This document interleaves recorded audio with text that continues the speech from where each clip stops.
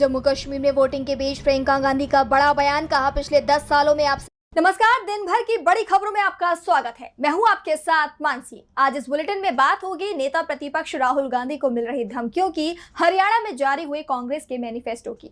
देखेंगे 10 साल बाद हुए जम्मू कश्मीर में विधानसभा चुनाव को, एक देश एक चुनाव पर मचे बवाल को। जानेंगे कब आतिशी लेंगी दिल्ली के मुख्यमंत्री पद की शपथ को, और बुलेटिन के आखिर में देखेंगे जाने माने कार्टूनिस्ट इरफान की किस खबर पर पड़ी तिरछी नजर। लेकिन दिन भर की तमाम बड़ी खबरों से पहले एक नजर आज की सुर्खियों पर।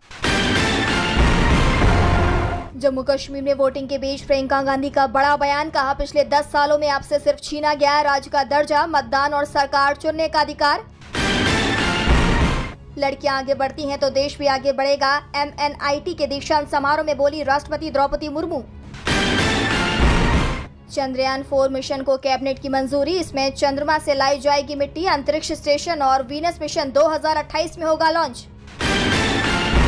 और लाल निशान पर बंद हुआ शेयर बाजार, 131 अंकों की गिरावट के साथ 82,948 पर बंद हुआ सेंसेक्स। वहीं 41 अंकों की गिरावट के साथ 25,377 पर बंद हुआ निफ्टी। ये तो थी सुर्खियां। अब बात आज की सबसे बड़ी खबर की। नेता प्रतिपक्ष राहुल गांधी के खिलाफ लगातार बीजेपी नेताओं की ओर से विवादित बयान सामने आ रहे हैं। ऐसे में अब कांग्रेस ने राहुल की जान लेने की धमकी देने वाले नेताओं पर कानूनी शिकंजा कसने की तैयारी कर ली है। कांग्रेस ने बीजेपी और शिवसेना के नेताओं के खिलाफ FIR दर्ज करवा दी है। देखिए ये रिपोर्ट। नेता प्रतिपक्ष राहुल गांधी के खिलाफ बीजेपी नेताओं के विवादित बयानों का सिलसिला लगातार जारी है। राहुल गांधी को लगातार जान से मारने की धमकियां मिल रही हैं, जिसने बीजेपी को कटघरे में खड़ा कर दिया है। इसी को लेकर कांग्रेस ने बीजेपी नेताओं के खिलाफ एक्शन की मांग करते हुए देश भर में प्रदर्शन किया, लेकिन बीजेपी नेताओं के बयान नहीं रुक रहे हैं। उसी कड़ी में बीजेपी के राज्यसभा सांसद अनिल बोंडे ने भी राहुल गांधी को धमकी दे डाली है। उन्होंने राहुल गांधी की जुबान दाग देने की बात कही है। इसके बाद से ये मुद्दा गर्मा गया और राज्यसभा सांसद के बयान पर कांग्रेस नेता KC वेणुगोपाल ने चिंता जताई है। यही नहीं, उन्होंने सरकार से सवाल भी पूछा है कि क्या हमारे प्रधानमंत्री और गृह मंत्री इन कार्रवाइयों की निंदा करने और माफी मांगने के लिए आगे आएंगे, क्योंकि ये राहुल गांधी के खिलाफ एक बड़ी साजिश के संकेत है। मेरा मानना है कि ये एक स्पष्ट साजिश है। बीजेपी नेताओं की ओर से की गई आपत्तिजनक टिप्पणी को लेकर पार्टी नेता अजय माकन ने बीजेपी शिवसेना के नेताओं के खिलाफ दिल्ली के तुगलक रोड थाने में शिकायत दर्ज करवाई। उन्होंने शिकायत की कॉपी चुनाव आयोग को भी भेजी है, जिसमें केंद्रीय रेल राज्य मंत्री रवनीत बिट्टू, बीजेपी नेता तरविंदर सिंह मारवाहा, यूपी सरकार में मंत्री रघुराज सिंह व अन्य नेताओं के खिलाफ FIR दर्ज की गई है। इसके अलावा केंद्रीय मंत्री रवनीत सिंह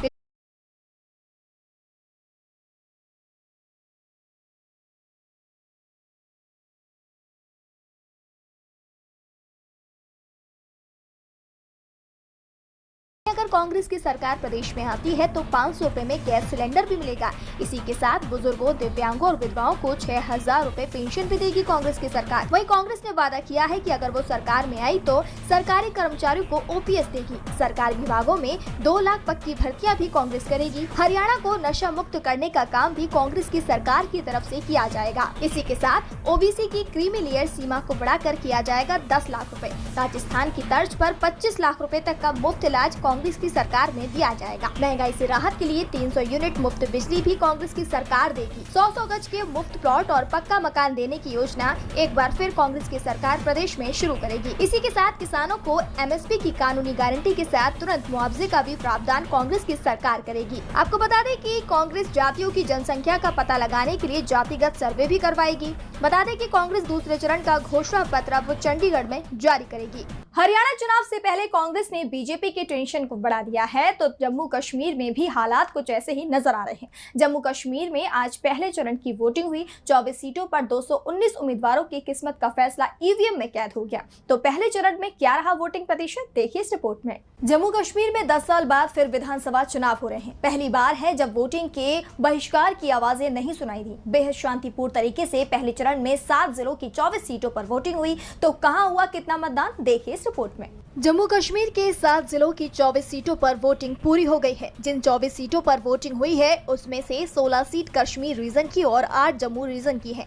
पहले फेज की वोटिंग वाले एरिया में महबूबा मुफ्ती की पार्टी PDP का मजबूत जनाधार रहा, लेकिन इस बार यहाँ नेशनल कॉन्फ्रेंस और कांग्रेस का गठबंधन वोटिंग के दिन भारी पड़ता दिखाई दिया। जम्मू रीजन में भी नेशनल कॉन्फ्रेंस और कांग्रेस गठबंधन की बीजेपी के साथ कांटे की टक्कर दिखाई दे रही है। पहले चरण में 61% वोटिंग हुई है और कहीं से भी अप्रिय घटना का समाचार नहीं मिला है। राजनीतिक दलों के कार्यकर्ताओं के बीच जरूर कुछ स्थानों पर छुटपुट झड़प की खबरें मिलती रही, लेकिन इन सुरक्षा बलों ने इस पर तुरंत काबू पा लिया। आज हुई वोटिंग में सबसे ज्यादा मतदान किश्तवाड़ जिले में करीब 80% रहा है। किश्तवाड़ की इंदरवाल विधानसभा सीट पर वोटिंग 82% से भी ज्यादा रही। इसके अलावा डोडा में 71%, रामबन में 70%, कुलगाम में 62%, अनंतनाग और शोपिया में 56% वोटिंग हुई। सबसे कम वोटिंग पुलवामा में हुई, यहाँ सिर्फ 45% मतदान हुआ है। पहले चरण के मतदान में जिन उम्मीदवारों की किस्मत ईवीएम में बंद हो गई है, उसमें कुलग्राम से सीपीएम के मोहम्मद यूसुफ तारिगामी, डूरू से कांग्रेस के गुलाम अहमद, हाजीपुरा से नेशनल कॉन्फ्रेंस की सकीना ईटू दमहाल, देवसर से पीडीपी के सरताज मदनी, शंगाज अनंतनाग से पीडीपी के अब्दुल रहमान वीरी, पुलवामा से पीडीपी के वहीद पारा और बिजबेहरा से पीडीपी की इल्तिजा मुफ्ती का नाम शामिल है। पहले चरण की वोटिंग के बीच नेशनल कॉन्फ्रेंस के नेता उमर अब्दुल्ला ने कहा कि हम चाहते हैं कि लोग चुनाव में हिस्सा लें। हर इलाके में नेशनल कॉन्फ्रेंस को भारी संख्या में वोट पड़े हैं और हम कामयाबी की उम्मीद लगाए बैठे हैं। उमर ने अपनी जीत का दावा किया। दूसरी तरफ पहले चरण की वोटिंग के बाद बीजेपी कैंप में चिंता दिख रही है। डीबी लाइव की रिपोर्ट।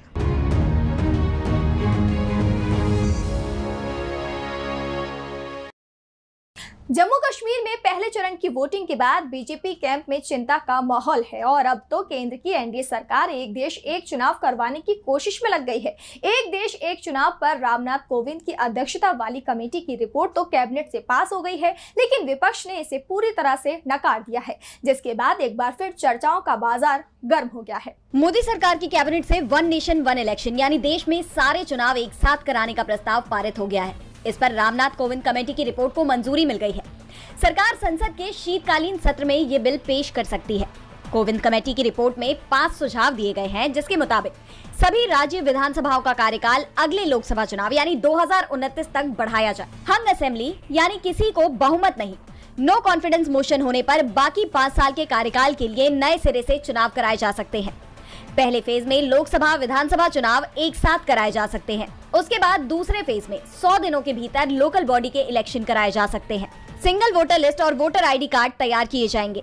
उपकरणों, जनशक्ति और सुरक्षा बलों की एडवांस प्लानिंग करनी होगी। कोविंद कमेटी ने 18 संवैधानिक बदलावों का सुझाव दिया है, तो विपक्ष ने इसे सिरे से खारिज कर दिया है। कांग्रेस ने दावा किया कि देश इसे कभी भी स्वीकार नहीं करेगा। कांग्रेस अध्यक्ष मल्लिकार्जुन खड़गे ने इसे संविधान के खिलाफ बताया है, संघीय ढांचे के खिलाफ बताया है।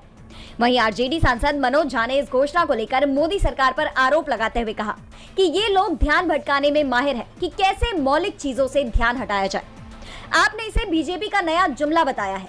विपक्ष के विरोध से परे एनडीए में भी इसे पूरी तरह से मंजूरी नहीं मिली है। जेडीयू और एलजेपीआर तो राजी है, जबकि टीडीपी ने इस पर अब तक कोई जवाब नहीं दिया है। ऐसे में क्या ये बिल संसद से पास हो पाएगा? सवाल इस पर उठ रहे हैं। अब ये प्रस्ताव संसद से पारित हो पाएगा या नहीं? क्या मोदी सरकार एक और यू टर्न ले लेगी? इस पर सवाल उठ रहे हैं। तो सवाल दिल्ली में आप नेता आतिशी के सीएम पद के शपथ ग्रहण को लेकर भी उठ रहे हैं। अरविंद केजरीवाल ने अपना इस्तीफा तो सौंप दिया है। आप विधायक दल ने नए नेता का चुनाव भी कर लिया है, लेकिन अभी भी विधायक दल की नेता चुनी गई आतिशी के शपथ ग्रहण की तारीख तय नहीं हो पा रही है। तो क्यों अटका आतिशी का शपथ ग्रहण का कार्यक्रम? देखिए इस रिपोर्ट में।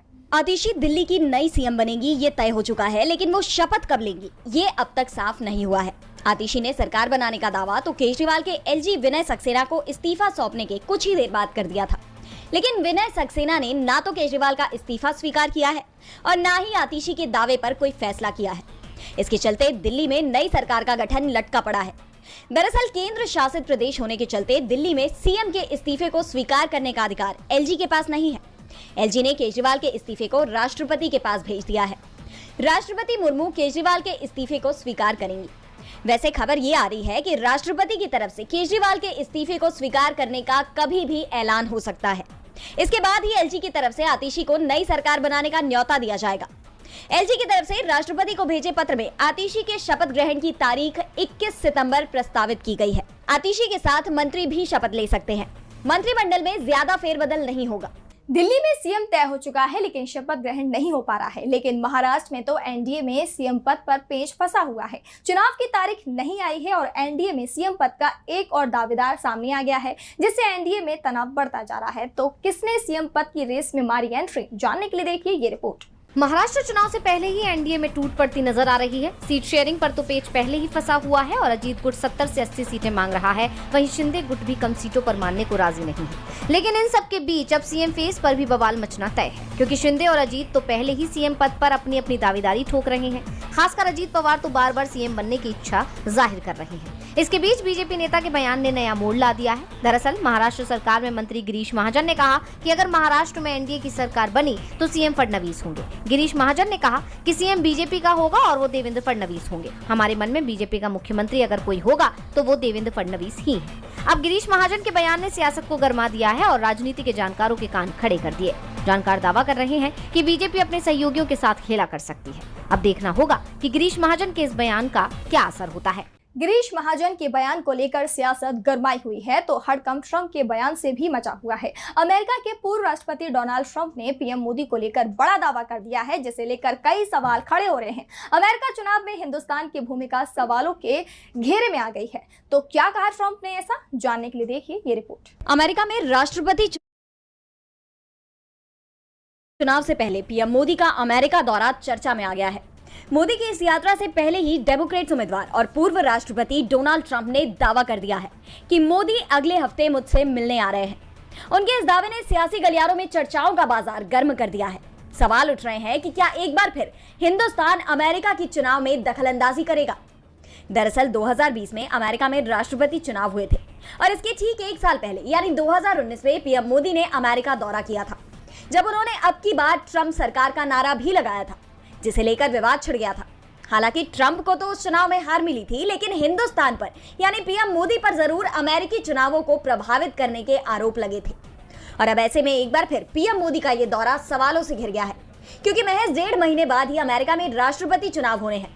बता दें कि नरेंद्र मोदी क्वाड सम्मेलन में सम्मिलित होने के लिए अमेरिका दौरे पर जा रहे हैं। वो 21 से 23 सितंबर तक अमेरिका में रहेंगे और विदेश मंत्रालय की तरफ से जारी शेड्यूल में ट्रंप के साथ मुलाकात का तो जिक्र नहीं है, लेकिन ट्रंप ने खुद ही ये दावा किया है कि उनकी पीएम मोदी से मुलाकात हो रही है। ऐसे में अभी ये मुलाकात होगी या नहीं, ये तो देखने वाली बात होगी। और बुलेटिन के आखिर में देखेंगे जाने माने कार्टूनिस्ट इरफान की किस खबर पर पड़ी तिरछी नजर।